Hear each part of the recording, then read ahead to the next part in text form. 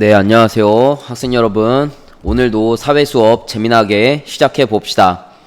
오늘 6학년 사회 3소단원 세계 속의 우리나라 경제이고요. 교과서는 134쪽에서 136쪽이 되겠습니다. 학습 주제는 다른 나라와의 경제 교류가 우리 경제 생활에 미친 영향을 알아보기입니다. 그러면 수업 목차를 살펴보도록 하겠습니다. 첫 번째, 식당의 식재료 원산지.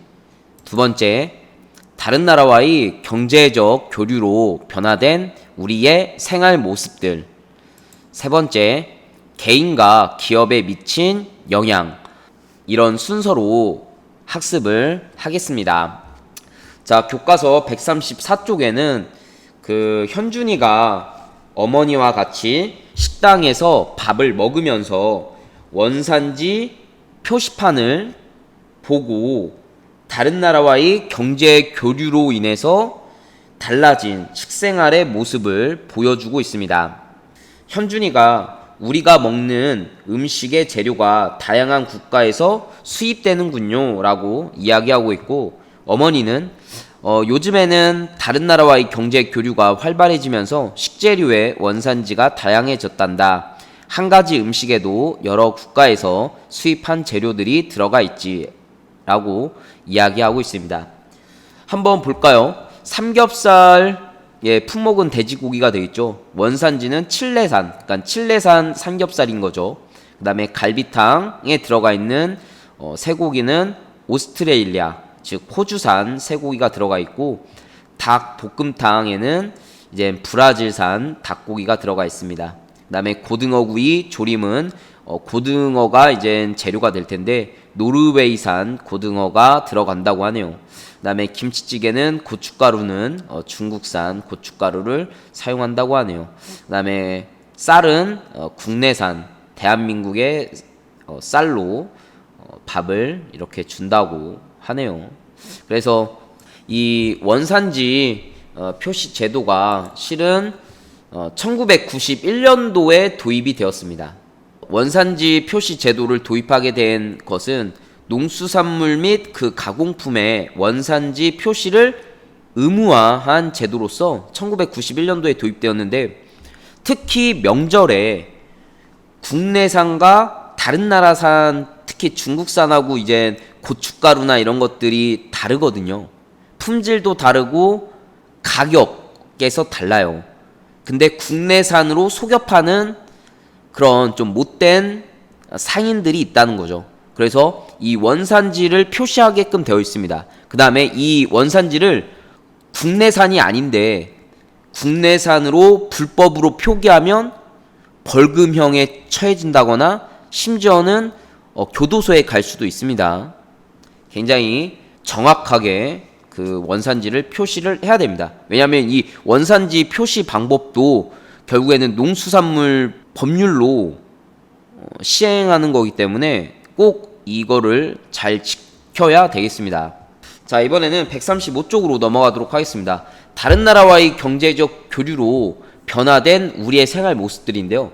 우리의 생활 모습을 가장 잘 나타내 주는 것이 바로 의식주 생활이에요. 그래서 우리 반 친구들이 입고 있는 옷의 생산지를 이렇게 살펴봤다고 하는데, 비슷하게 생겼지만 실제로 생산지를 찾아보니 베트남, 중국 등 다양한 국가에서 만든 것을 알 수 있었다. 그래서 실제로 작년에 이제 선생님 반에서도 이런 옷이나 모자, 가방의 어떤 원산지, 생산지를 보니까 다 다르더라고요.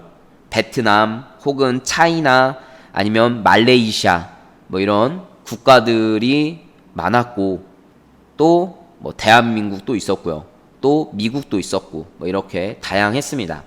그 다음에 교과서에 나와 있는 부분은 이제 태국의 음식점에 가서 파타야를 먹었다고 하는데, 뭐 선생님은 팟타이를 먹어본 적이 없어서 이게 어떻게 생긴 음식인지는 잘 모르겠습니다.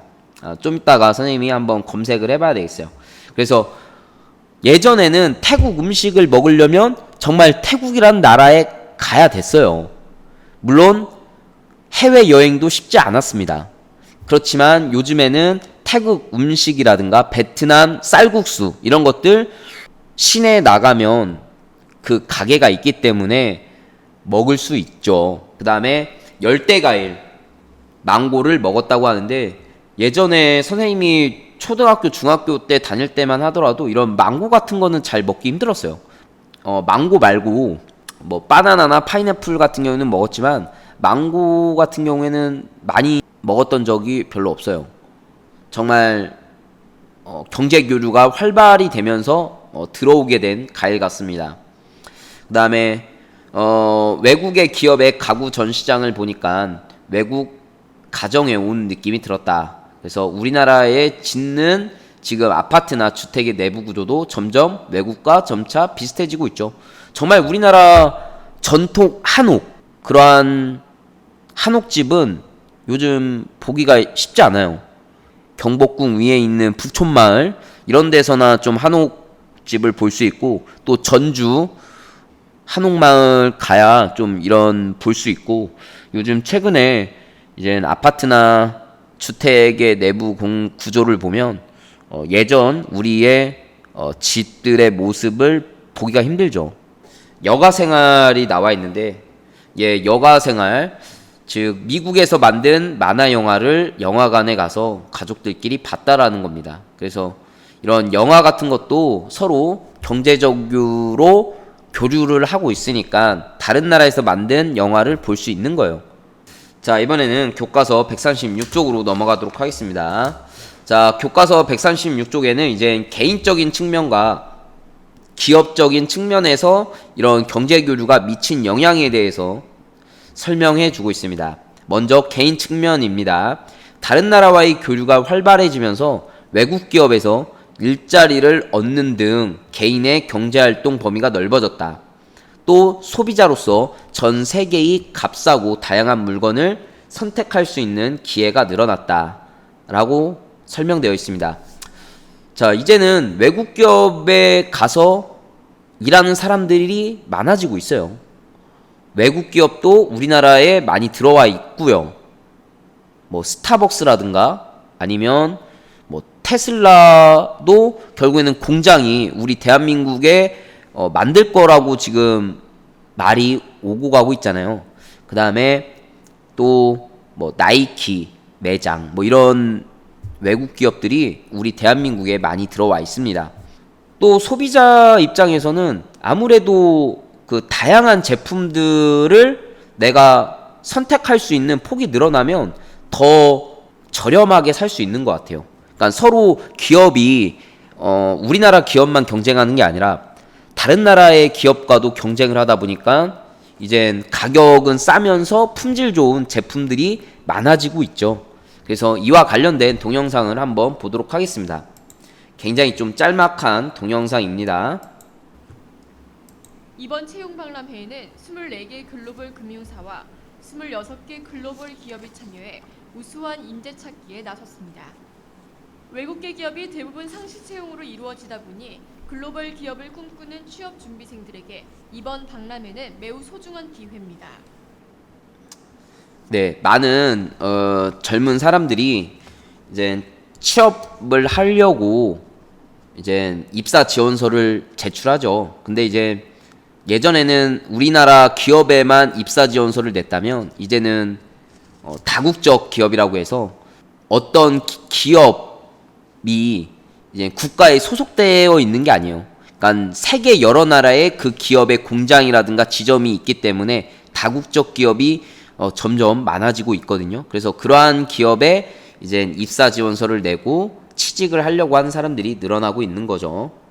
자, 이번에는 열대 과일들, 다른 나라에서 수입한 열대 과일들에 관련된 동영상을 보도록 하겠습니다. 열대 과일의 여왕으로 불리는 애플망고입니다. 진녹색의 아보카도와 분홍빛 껍질이 선명한 용과도 열대의 분위기를 물씬 풍깁니다. 열대 과일을 선호하는 고객들이 많아지면서 과일 매장의 풍경도 달라졌습니다. 열대 과일 수요가 급증하면서 한 백화점에서는 열대 과일 페스티벌까지 개최됐습니다.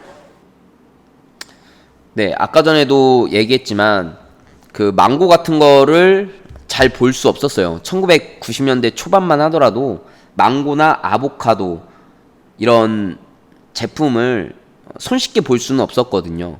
아니면 코코넛이라던가 이런 제품을 쉽게 볼 수 없었는데 이제는 경제 교류가 굉장히 활발해지면서 그런 열대과일들을 이제 마트에 가면 손쉽게 구할 수 있는 것 같습니다.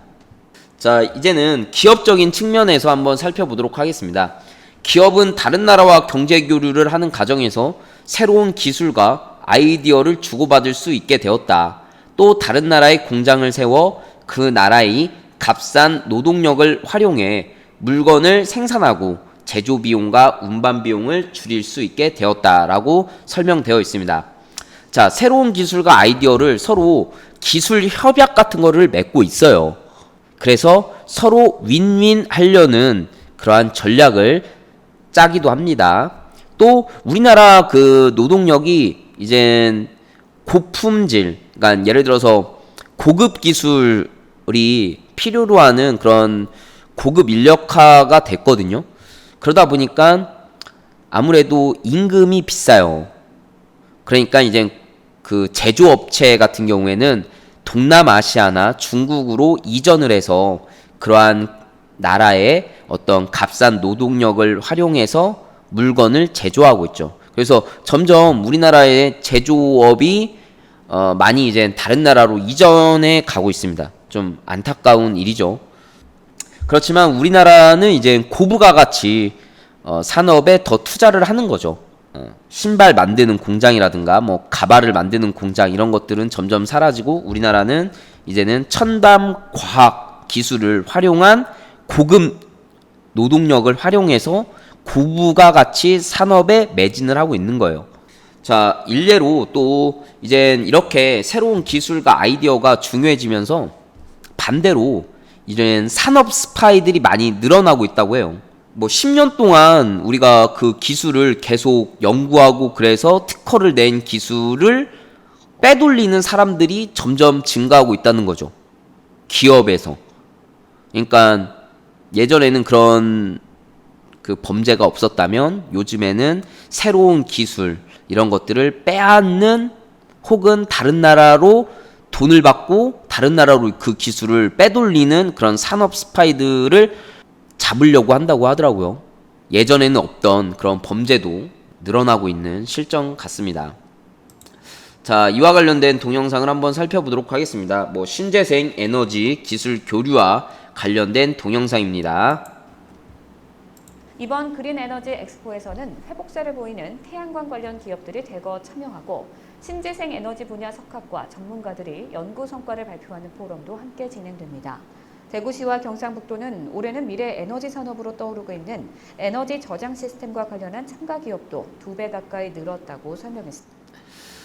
네, 이젠 그 에너지 관련된 산업도 결국에는 환경을 오염시키지 않고 친환경 그러한 기술 개발이 필요로 한 거죠. 그래서 태양열 혹은 뭐 태양 전지 뭐 이런 것들이 굉장히 곽강받고 있잖아요. 예. 이제 우리나라 그 제조업체 중에 하나인 그 자동차 공장이 다른 인도에 이제 이전해서 인도에 있는 그러한 자동차 공장을 한번 보도록 하겠습니다.